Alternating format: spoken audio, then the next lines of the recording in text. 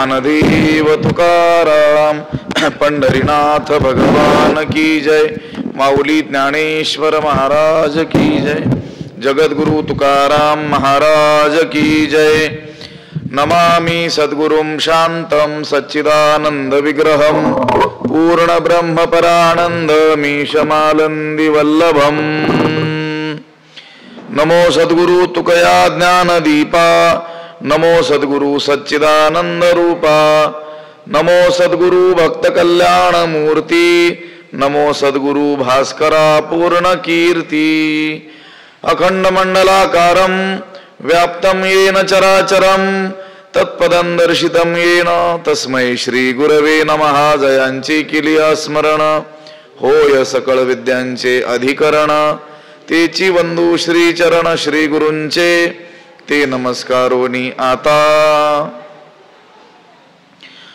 योगयुक्तो विशुद्धात्मा विजितात्मा जितेंद्रियः सर्वभूतात्म भूतात्मा कुर्वन्नपि न लिप्यते। ग्रंथराज ज्ञानेश्वरीच्या 5व्या अध्यायाचा विचार आपण करतो आहोत आणि या 5व्या अध्यायातील 7व्या क्रमांकाचा हा श्लोक आहे। योगयुक्तो विशुद्धात्मा विजितात्मा जितेंद्रियः। हे पहा, निष्काम कर्माचं अनुष्ठान करणारा जो आहे, योगयुक्त जो आहे, विशुद्धात्मा चित्त शुद्ध झालेला जो आहे, विजितात्मा देहाला वश केलेला, इंद्रियांना जितेंद्रिय हा इंद्रियांना जिंकलेला जो आहे, सर्वभूतात्म भूतात्मा सर्व भूतांचा आत्मस्वरूप ज्याचा आत्मा झालेला आहे, ज्याचा आत्मा सर्व भूतांच्या आत्मस्वरूप झालेला आहे, असा जो पुरुष आहे तो कुर्वन अपि न लिप्यते। तो कर्म करीत असला तरी त्या कर्माने लिप्त होत नाही। ज्ञानी पुरुष कर्म करताना दिसतो पण त्या कर्माचा लेप त्याला लागत नाही। पण कसा ज्ञानी पुरुष ज्याला कर्माचा लेप लागत नाही, कर्माने लिप्त होत नाही, तर 2-4 गोष्टी सांगितल्यात। योगयुक्त निष्काम कर्माचं अनुष्ठान करणारा, विशुद्धात्मा चित्त शुद्ध ज्याचं झालेलं आहे असा, विजितात्मा आपल्या देहाला सुद्धा त्याने काय केलेलं आहे, वश केलेला आहे, वश देहाला वश केलेला। जितेंद्रिय हा इंद्रियांना जिंकलेला, म्हणजे इंद्रिय सुद्धा ज्याने काय केलेली आहेत, आपल्या ताब्यात ठेवलेली आहेत आणि त्याचा आत्मा सर्व भूतांचा आत्मस्वरूप झालेला आहे असा त्याचा बोध व्यापक झालेला आहे। असा पुरुष कर्म करीत असला तरी त्या कर्माने लिप्त होत नाही। कर्म करतोय पण कर्माचा लेप त्याला लागत नाही, कारण तो निष्काम कर्माचं अनुष्ठान करतोय। कर्म करतोय पण कशा रीतीनं करतोय, निष्काम रीतीनं करतोय। ते कर्म करत असताना अमुक एका फळासाठी मी हे कर्म करतोय अशी त्याची भावना नाही आहे, फळासक्ती त्याच्या ठाई नाही आहे। फक्त ईश्वर इच्छेनं हे कर्म माझ्या वाट्याला आलेलं आहे, हे कर्म करावं अशी ईश्वराची इच्छा आहे। अगाजया जे विहित ते ईश्वराचे मनोगत ज्ञानेश्वर महाराजांनी सांगितलेलं आहे। ज्याच्या वाट्याला जे कर्म आलेलं आहे ते विहित कर्म त्यानं करावं अशी ईश्वराची काय आहे, इच्छा आहे, म्हणून तर ते कर्म त्याच्या वाट्याला आलेलं आहे। संतांनी सांगितलं ना, ते कर्म काय केलं पाहिजे, निमुटपणे सचोटीनं आणि ईश्वरार्पण बुद्धीनं निष्काम बुद्धीनं केलंच पाहिजे। असा जो कोणी आहे योगयुक्त आहे, निष्काम कर्माचं अनुष्ठान हा जो योग त्या योगाने युक्त आहे, निष्काम कर्माचं अनुष्ठान जो करतो आहे, विशुद्धात्मा, इथं आत्मा शब्द मन चित्त या अर्थी ज्याचं चित्त काय झालेलं आहे, शुद्ध झालेलं आहे। आता निष्काम कर्म केल्यानंतर चित्त शुद्ध होणारच, कारण चित्त शुद्ध अर्थच कर्म सांगितलेलं आहे। कर्म ही खरी चित्तशुद्धीसाठीच करायची आहे.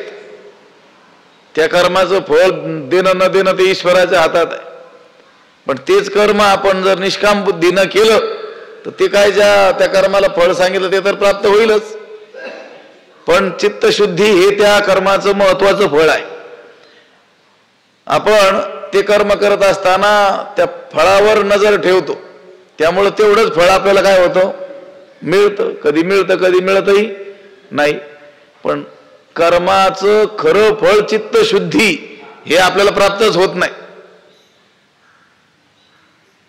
कर्म कशासाठी करायची, कर्मे करावी हा सांगू निरोप माझा. भगवंत म्हणतात माझा निरोप आहे की जीवाला जी वाट्याला आलेली कर्म आहे ती चांगल्या रीतीनं त्यांनी करावी. चांगल्या रीतीनं करावी म्हणजे निष्काम बुद्धीनं करावी.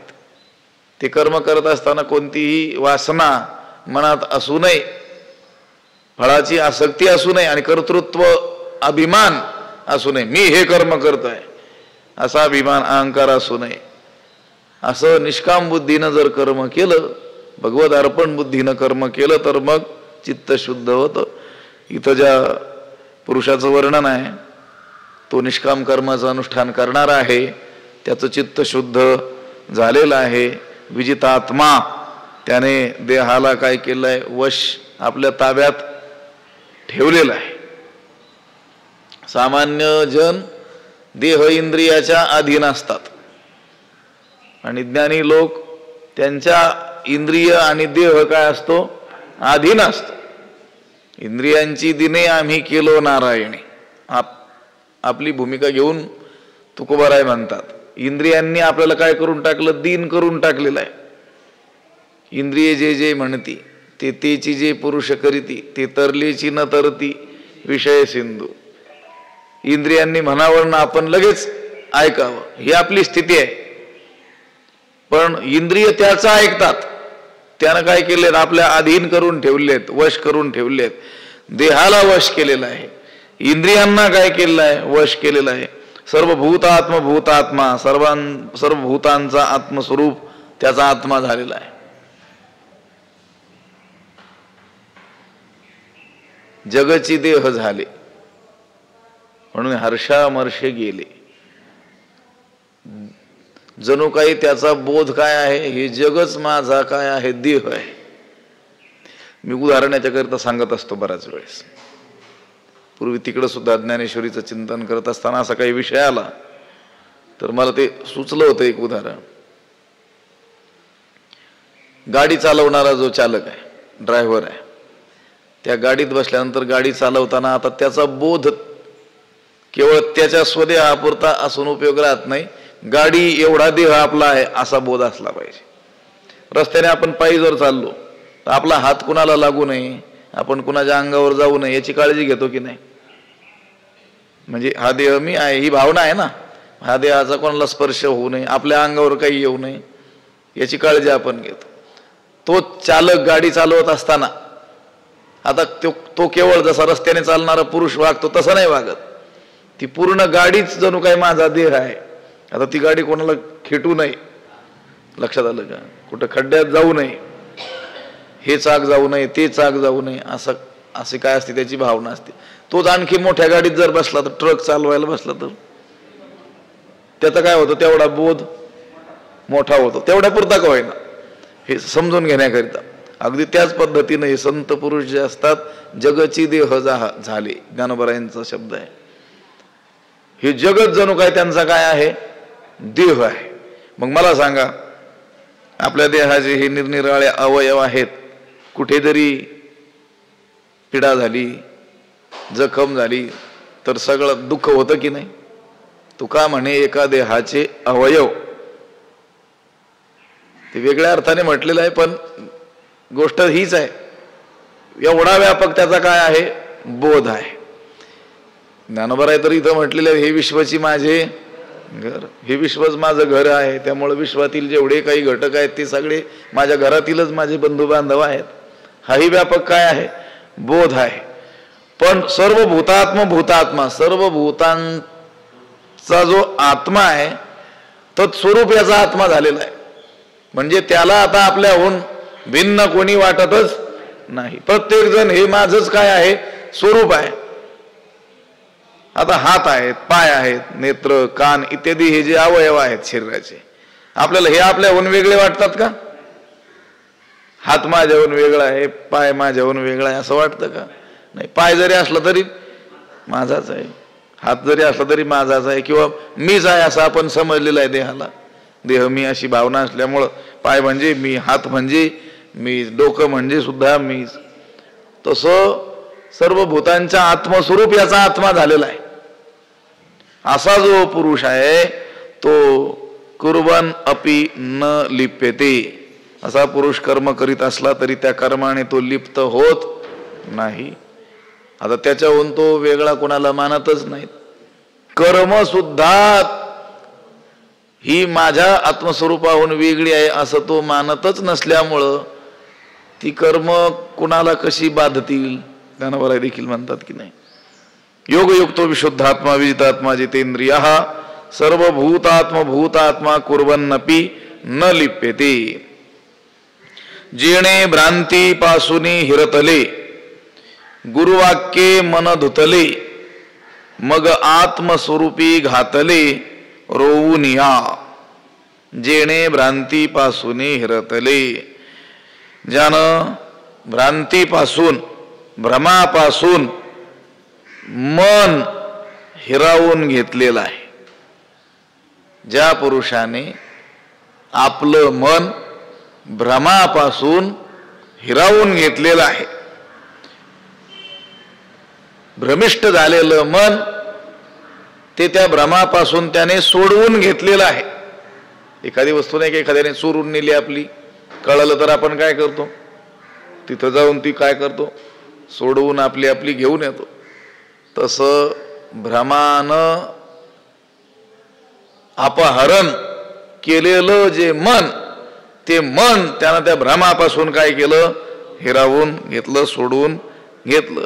आणखी काय केलं, गुरुवाक्ये धुतले, आणि गुरुवाक्यानं काय केलं, स्वच्छ धुतलं. ते भ्रम त्या मनाला घेऊन गेला होता, त्या भ्रमापासून मन आणलं आणि आणून काय केलं, पुन्हा धुवून टाकलं. कोणत्या पाण्याने, गुरुवाक्य या पाण्यानेच काय केलं, धुवून टाकलं. मग आत्मस्वरूपी घातले रोवुनिया, आणि त्यानंतर मग ते मन आत्मस्वरूपाच्या ठिकाणी लीन करून ठेवलं. आत्मस्वरूपात काय केलं, लीन केलं. कोणतं मन, जे भ्रांतीपासून हिरावून घेतलं, गुरुवाक्याने धुतलं, आणि मग आत्मस्वरूपामध्ये त्याने काय केलं, लीन करून ठेवलं. भ्रांती म्हणजे काय, भ्रांती म्हणजे असार, अनित्य. आत्माच नित्य आहे आणि बाकीचं सगळं काय आहे, भ्रांती आहे. बाकीचं काय आहे, सारा भ्रमच आहे. देखे सारा सार विचारिता भ्रांती ते पाही असारता. लक्षात आलं का? सारती स्वभावता नित्य जाणे. सारासार जर विचार केला, आपल्या ठाई जर विवेक असेल, खरं काय, खोटं काय, सत्य काय, असत्य काय, नित्य काय, अनित्य काय, शुद्ध काय, अशुद्ध काय, हे जर आपल्याला कळत असेल तर सारासार विचार जर केला तर आपल्या लक्षात येतं, भ्रांती ते पाही असारता. जे असार आहे ते सगळं काय आहे, भ्रांती आहे. आणि सार ते स्वभावता नित्य जाणे, आणि जे नित्य आहे ते सार आहे, किंवा सार जे आहे ते नित्य आहे. मग सार काय आणि असार काय याचा जर विचार केला तर लक्षात येईल, आत्माच काय आहे, नित्य आहे. आत्माच काय आहे, सार आहे. आत्माच काय आहे, सत्य आहे. आणि आत्म्याहून भिन्न जे अनात्म वर्ग आहे, सगळं जग आलं त्याच्यामध्ये. देह इंद्रियासह हे संपूर्ण जगत हे कसं आहे, असार आहे, मिथ्या आहे, भ्रम आहे, भ्रांती आहे, अनित्य आहे, नाशवान आहे. हे आपल्याला कळेल. संत दुसरं तिसरं काही करायचं सांगत नाहीत, विचार करायचं सांगतात. सारा सार विचार करा, उठाउठी, तात्काळ उठाउठी, पटकन काय करा, सार काय आणि असार काय याचा काय करा, विचार करा. म्हटले करू. कधी? म्हातारे झाल्यावर. म्हातारे झाल्यावर काय करणार मग? मनसी होऊनी निश्चिंता, हरोनिया अवघी चिंता, चला जाऊ एकांता भजन करू. काही काही म्हणतात ना, मनसी होऊनी निश्चिंता. आता आम्ही 4-2 वर्षात आता निश्चिंतच होणार आहोत. ही मुलं मोठी झाली, त्यांच्या गळ्यात एकदा संसार अडकवून दिला, मग आम्ही काय करू, निवांत होऊन भजन करू. हे बोलणं मूर्खपणाचं आहे असं सांगितलेलं आहे त्यांनी.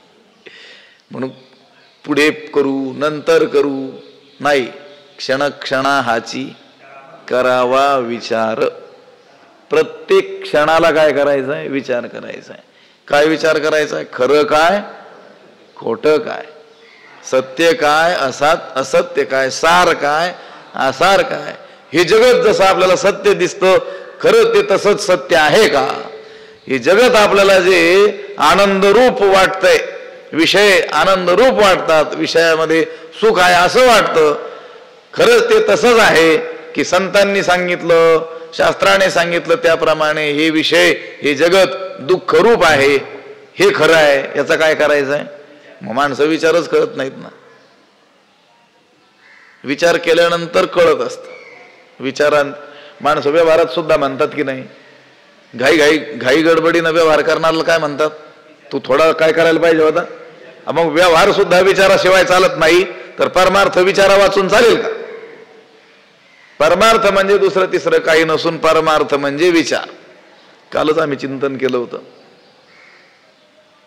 क्षणक्षणाला विचार करायचा सांगितला ना, म्हणजे कशाचा विचार करायचा सांगितला? तरावया पार भवसिंधू. भवसिंधू उतरून पहिलं तीराला आपण कसं जाऊ हा विचार करायचा. आपल्याला ठाऊक आहे का? तो नाही, तो सांगून ठेवलेला आहे. कोणी? संत पुरुषांनी. त्यांनी जो विचार मांडून ठेवलेला आहे त्याचा विचार करायचा.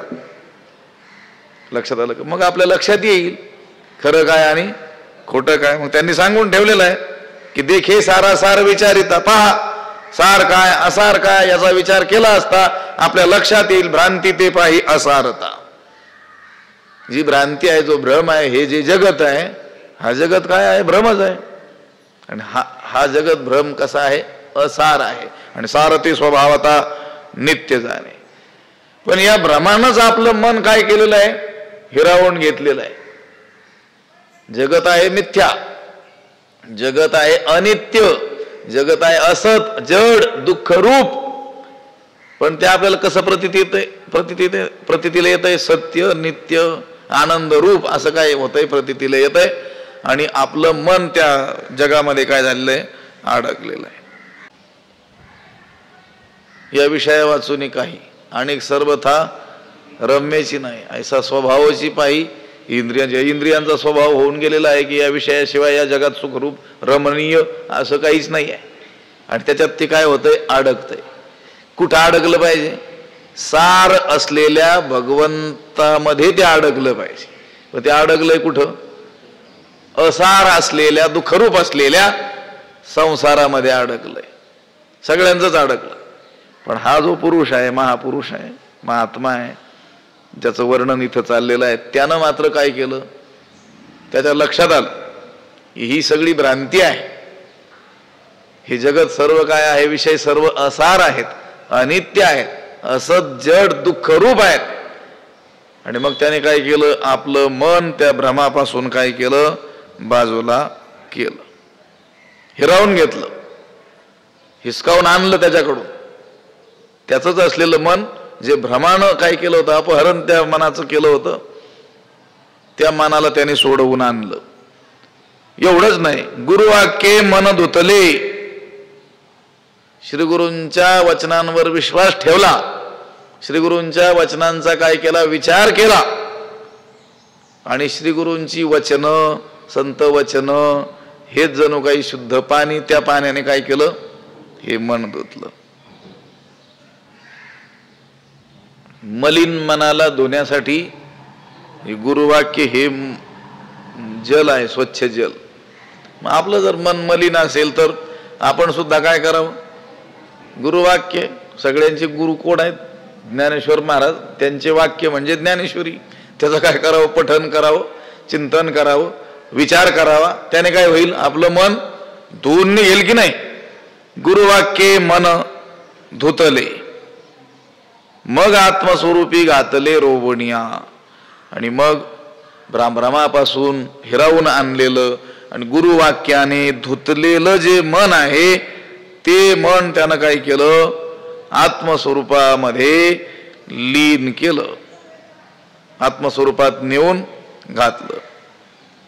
जे शुद्ध मन आहे तेच आत्मस्वरूपात प्रवेश करील ना.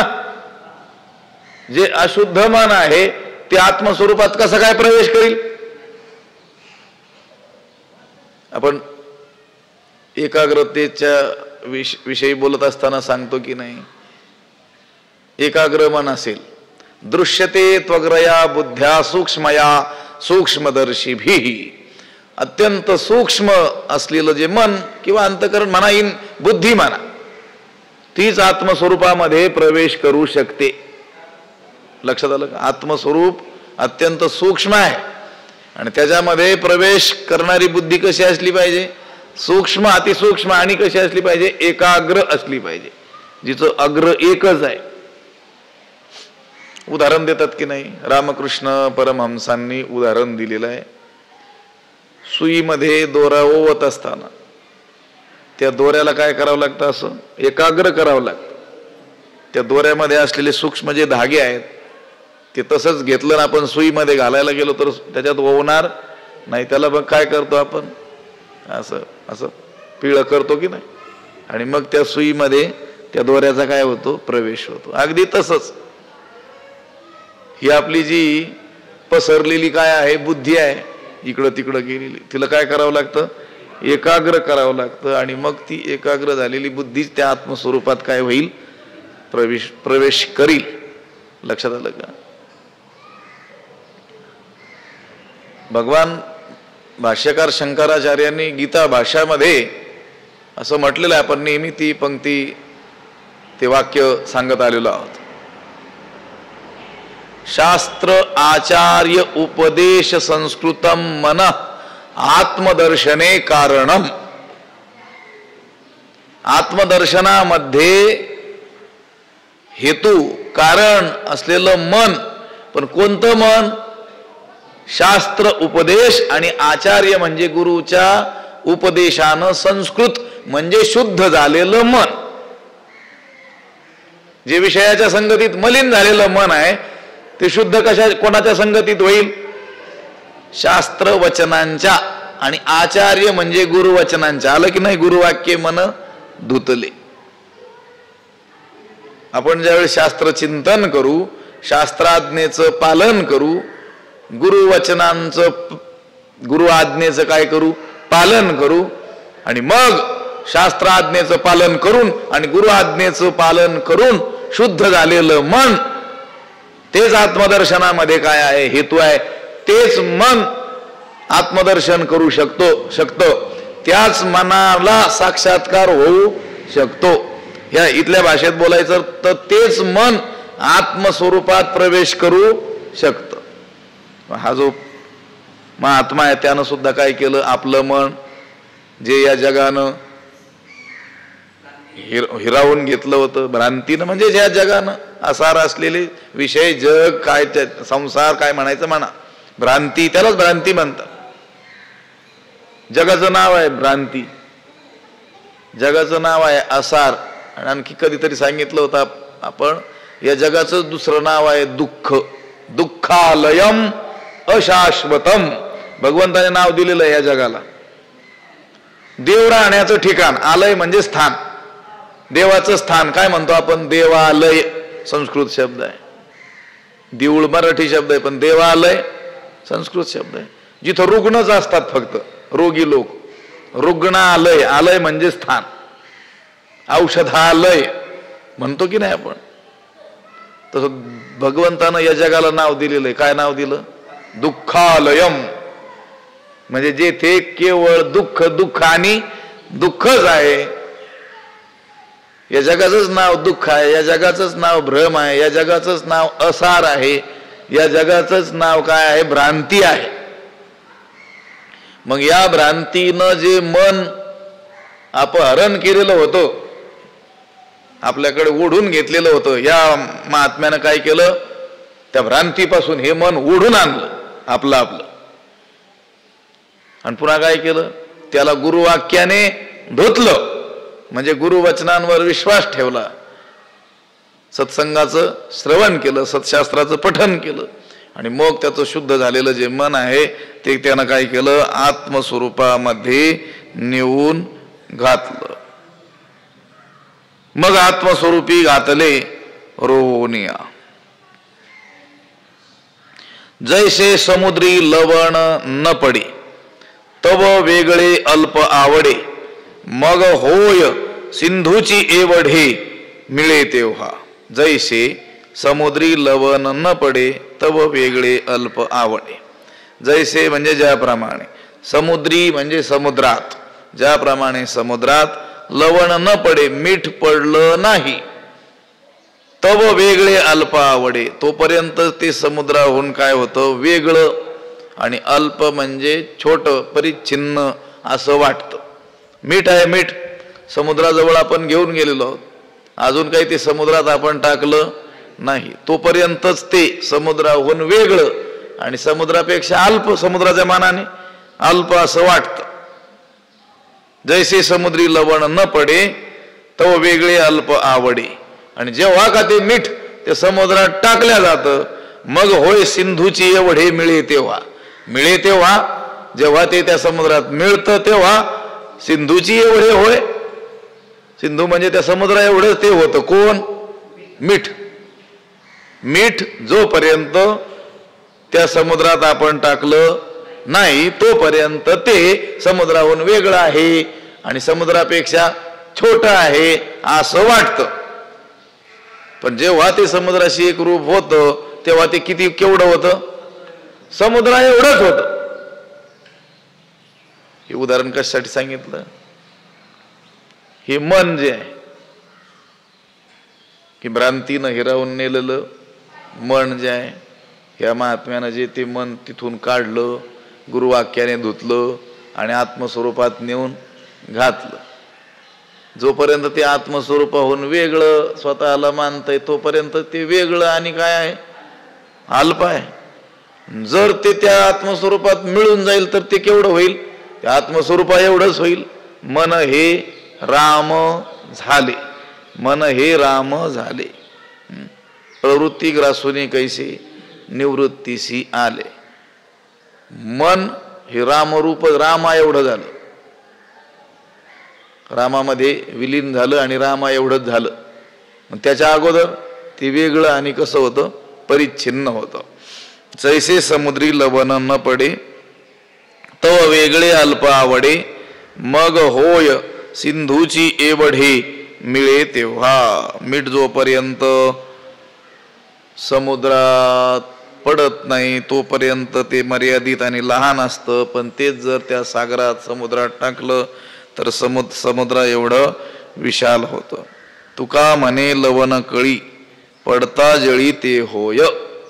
लवण कणिका, त्या मिठाचा एक कण त्या पाण्यात पडला की तो जेवढं पाणी आहे तेवढा तो होऊन जातं. बरं, आता ते समुद्रात टाकल्यानंतर त्याच्यापासून वेगळं काढता येईल का, ते काढता सुद्धा येणार नाही.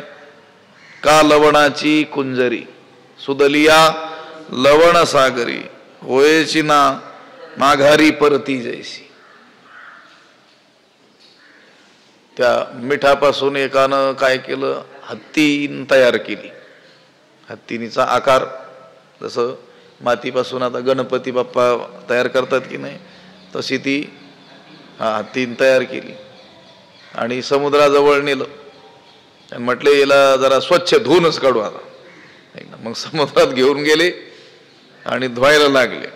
आता ती जी लवणाची कुंजरी म्हणजे त्या मिठाची हत्तीन ती जी आहे ती सुदलिया लवण सागरी, सुदलिया समुद्रात प्रवेश केल्याबरोबर ती राहील कधी, राहणार नाही.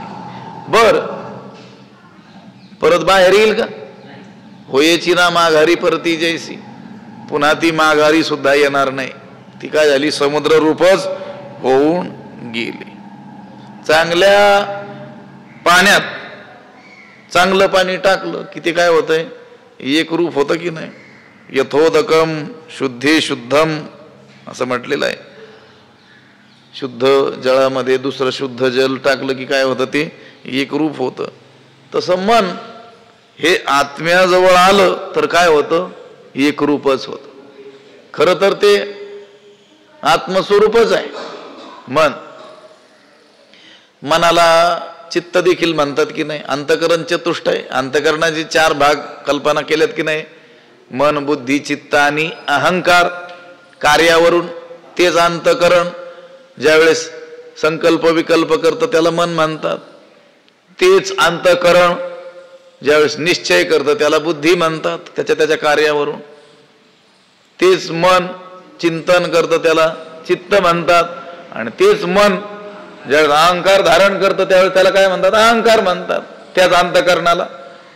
एकाच अंतकरण. अंतःकरण, करण म्हणजे इंद्रिय, अंत म्हणजे आतलं. ही चक्षुरादी इंद्रिय बाह्य इंद्रिय आहेत. आणि आतमध्ये सुद्धा एक काय आहे, एकादश इंद्रिय, 11वं इंद्रिय आहे. त्यालाच मन म्हणतात, त्यालाच बुद्धी म्हणतात, त्यालाच चित्त म्हणतात, त्यालाच अहंकार म्हणतात. ही एकाचीच नाव आहेत कार्यानुरूप. चित्त शब्द आहे की नाही, तर त्याच्यामध्ये 2 तकार आहेत. तला त जोडलेला आहे. शास्त्रात सांगितलं चित्तम चिद इति जाणीयात तकार रहितो यदी. चित्त हेच चित आहे. चित म्हणजे भगवत स्वरूप. सच्चित आनंद हे भगवंताचं स्वरूप मानतो की नाही आपण. ज्ञानस्वरूप म्हणजे जे चित्त आहे तेच चित आहे. म्हणजे जे मन आहे तेच राम आहे. जे मन आहे तोच आत्मा आहे. फक्त एक तकार जास्त आहे. चित्त आणि चित याच्यात किती अंतर आहे, एका तकाराच. तो तकार काढला की चित्ताचंच काय झालं, चित झालं. म्हणजे चित्ताचंच काय झालं, परमात्मा चैतन्य झालं. मग म्हटले हा तक काय आहे नेमकं, चित्तला चित्त करणारा हा तकार कोण आहे. तकारो विषयाध्यास. तकार हा विषयांचा अध्यास. त्यानं विषय चिंतन सोडलं, संसाराचं चिंतन सोडलं की ते चित्तच काय आहे, चित आहे. मन हे त्या परमात्म्याहून वेगळं नाहीच आहे, पण ते चिंतन करायला लागलं कशाचं, संसाराचं. म्हणून ते काय झालं, वेगळं झालं. तेच शुद्ध झालेलं मन त्या आत्मस्वरूपाजवळ येईल तर ते काय होऊन जाईल, आत्माच होऊन जाईल. तैसे स्वलाभ लाभलेपणे मन मनपणा ही धरून येणे. शिवतले जैसे लवणे आपले निज. आता मीठ ते सागराच्या संपर्कानं काय होतं, व्यापक होतं. त्याला व्यापकत्व येतं. फक्त त्या मिठाने काय करायचं, समुद्रात जाऊन बुडी मारायची, एवढंच करायचं. बाजूला राहायचं नाही. ते बाजूला राहिलं की ते वेगळं आणि थोडस असतं. पण तेच मीठ समुद्रात गेलं की त्यालाच नाव काय येऊन जातं, समुद्र. तसं मन, या मनानं वेगळं राहायचं नाही. विषयाचं चिंतन करायचं नाही, संसाराचं चिंतन करायचं नाही. कुठं यायचं, आत्मस्वरूपाजवळ यायचं. काय होऊन जातं, ते आत्मस्वरूपच होऊन जातं. जैसे समुद्री लवण न पडे तो वेगळे अल्प आवडे, मग होय सिंधूची एवढे मिळे तेव्हा. हे उदाहरण दिलेलं आहे. ज्याप्रमाणे समुद्रात मीठ पडलं नाही तोपर्यंत ते समुद्रापेक्षा भिन्न, समुद्रापेक्षा परिच्छिन्न, लहान असं वाटतं. आणि जेव्हा समुद्राशी एक रूप होतं तेव्हा ते समुद्रा एवढंच होतं. तैसे संकल्पोनी काढिले जयाचे मनची चैतन्य जाहले, तेने एक दिशीये परिव्यापिले लोकत्रय. तैसे त्याप्रमाणे, म्हणजे या उदाहरणाप्रमाणे, मिठाच्या आणि समुद्राच्या उदाहरणाप्रमाणे, तैसे संकल्पोनी काढिले जयाचे मनची चैतन्य जाहले. त्याप्रमाणे ज्याने आपलं मन या संकल्पापासून भ्रमापासून वेगळं काढलेलं आहे आणि त्यामुळं ज्याचं मन काय झालेलं आहे, चैतन्य स्वरूप झालेलं आहे, तो पुरुष तेने एकदेशीये परी लोकत्रय व्यापिले. तो पुरुष देहानं परिच्छिन्न असला, एकदेशी असला तरी देखील त्यानं चैतन्य रूपानं या त्रैलोक्याला काय केलेलं आहे, व्यापलेलं आहे. तेने एक दिशी परिव्यापिले लोकत्रय. अहो इथं संकल्पोनी मन काढिले असं सांगितलंय की नाही. गोष्ट खरी ही आहे की संकल्प हेच मनाचं खरं रूप आहे. वाया मन हे नाव एरवी कल्पनाची सावेव जयाचेनी संगे जीव दशा वस्तू. वस्तू म्हणजे परमात्मा तत्व. त्या परमात्मा तत्वाला जीव दशा ज्याच्या संगतीनं भोगावी लागली त्याला म्हणतात मन. आणि मन हे केवळ फक्त नाव आहे. वाया फुकट त्याला काय दिलेलं आहे, हे नाव दिलेलं आहे. एरवी कल्पनाची सावेव मन म्हणजे दुसरं तिसरं काही नसून सावयव कल्पना, तिलाच काय नाव आलेलं आहे, मन आले. मन हे नाव आलेलं आहे. मनातील संकल्प नाहीसे झाले की जीवाला ब्रह्मरूपता येतेच. कारण तो जीव ब्रह्मरूपच आहे. त्या संकल्पामुळे तो काय झालेला आहे, कल्पना अविद्या तेने झाला जीव मायोपाधी शिव बोली जेती. उदाहरण दिलेलं आहे ज्ञानोबरांनी. जैसा किडाळाचा दोष जाय तरी पंधरे तीची आहे, तैसे जीवा ब्रह्मत्व आहे संकल्प लोपी. जीवाला ब्रह्मत्व आहेच, फक्त त्यानं कल्पना करणं सोडून द्यायचं, संकल्प करणं सोडून द्यायचं. संकल्प संपला की त्या जीवाचंच काय झाला, परब्रह्म स्वरूप त्याच्याशी प्राप्त झाला. जैसा किडाळाचा दोष जाय तरी पंधरे तेची आहे. सोन्यामध्ये हिनकस धातू जे मिश्रण झालेलं आहे, तो हिनकस धातूचा भाग काढून टाकला की तरी पंधरे तेचे आहे, म्हणजे ते सोनच आहे. अगदी त्याचप्रमाणे जीवाच्या स्वरूपात जीव ब्रह्मरूपच आहे, फक्त जो दुसरा भाग आहे तो काढून टाकला, संकल्प कल्पना करणं की ते का तो जीव काय आहे, ब्रह्मरूपच आहे. तैसे संकल्पोनी काढिले जयाचे मनची चैतन्य झाले. त्याचं मनच चैतन्य स्वरूप झालं. कारण ते चैतन्य स्वरूपच आहे, फक्त ते संकल्प करत बसलं होतं. तैसे संकल्पोनी काढिले, ज्याने आपले मन भ्रमापासून संकल्पापासून वेगळं काढलं, त्यामुळं ज्याचं मन चैतन्य स्वरूप झालं, तो पुरुष देहानं परिच्छिन्न असला तरी देखील त्याने चैतन्य रूपाने किंवा बोध रूपाने या त्रैलोक्याला काय केलेलं आहे, व्यापलेलं आहे. हे पहा, साक्षात्कार ज्याला आत्मसाक्षात्कार झालेला आहे तो महात्मा आणि सामान्य मनुष्य, दोघांमध्ये देहात काही फरक आहे का? याला आत्मस्वरूपाला प्राप्त झाला म्हणून त्याचा देह फार विशाल झाला असा जगा एवढा, असं झालं का? देहाने तो परिच्छिन्नच राहणार आहे. तेने त्या महात्म्याने एकदेशीय परिच्छिन्न जरी असला, दुसऱ्या अज्ञानी जीवासारखा तो दिसत असला बाहेरून, तरी देखील त्यानं चैतन्य रूपानं या त्रैलोक्याला काय केलेलं आहे, व्यापलेला आहे. त्याचा बोध एवढा मोठा झालेला आहे. आता करता कर्म करावे हे खुंटले तया स्वभावे, आणि करी जरी आघवे तरी अकर्ता तो. असा त्याचा व्यापक बोध झालेला असल्यामुळं, त्या व्यापक अनुभवामध्ये द्वैत नसल्यामुळं तो त्या स्थितीवर आहे की आता त्या स्थितीतून त्याला त्याहून वेगळं कोणीच वाटत नाही. अशा त्या अवस्थेमध्ये करता कर्म करावे म्हणजे कर्तव्य ही त्याची जी त्रिपुटी आहे, स्वभावे खुंटले, स्वभावताच कुंठित झालेली आहे. त्याच्या दृष्टीनं करता कर्म आणि कर्तव्य ह्या तीन गोष्टी वेगळ्याच राहिलेल्या नाहीत. त्याचा एवढा मोठा काय झालेला आहे, व्यापक बोध झालेला आहे. आणि असं असताना तो जरी कर्म करताना आपल्याला दिसत असला आणि करी जरी आघवे तरी अकर्ता तो, जरी तो आघवे करी सर्व व्यवहार करताना दिसत असला, तो महात्मा, त्याचा व्यवहार थोडाच सुटतो. तो आत्मस्वरूपाला प्राप्त झाला म्हणजे मग काय प्राप्त असलेली कर्मे काय सोडून देतो का? तो नाही, करतो. आपण करतो तेवढीच कर्मे तो करतो, सगळी कामं तो करतो. पण सगळी कर्मे करत जरी असला, सगळा व्यवहार जरी करत असला, तरी सुद्धा तो परमार्थ दृष्ट्या कसा आहे, अकर्ताच आहे. तो करत असूनही काहीच करत नाही. आणि आपण मात्र करत नसताना सुद्धा सगळ्या न केलेल्या गोष्टीचाही कर्तृत्व आपल्याकडेच घेतो. पुढिलांचे ओझे आपल्या माथा घ्यायचे त्रिकान दाटीचे धनुर्धारा. आणि तो महात्मा सगळं काही करत असूनही शास्त्र त्याला करता म्हणत नाही, त्याला काय म्हणतं? अकर्ता. आणि मग अकर्ता असला, तो करता नसला तर मग ते कर्म त्याला लागेल कसं? शास्त्राच्या दृष्टीनं तो करूनही काहीच करत नाही असं असेल तर त्या कर्माचा लेप त्याला लागेल कसा? कुर्वन् अपि न लिप्यते श्लोकामध्ये पद आलेलं आहे.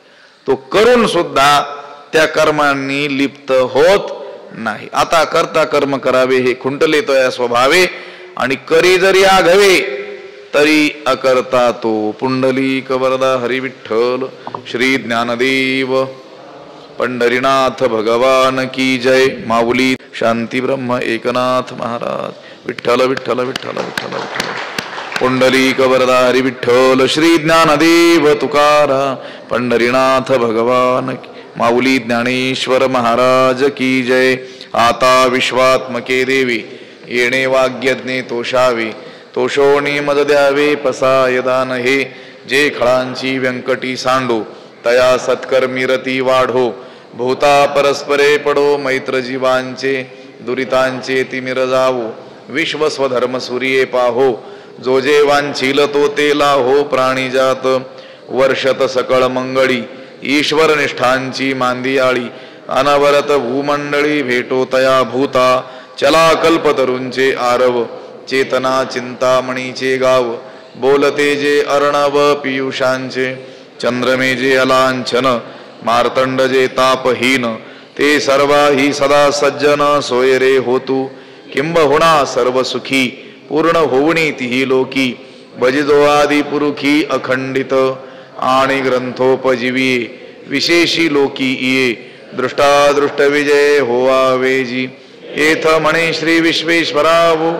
हा होईल दान पसावो, येणे वरे ज्ञानदेवो सुखिया झाला.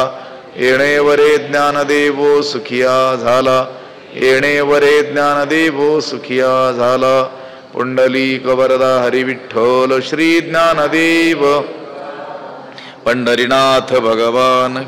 माऊली ज्ञानेश्वर महाराज. जगद्गुरु तुकाराम, शांती ब्रह्म एकनाथ महाराज, गुरुवर्य वंशी महाराज, सद्गुरु जोग महाराज की जय.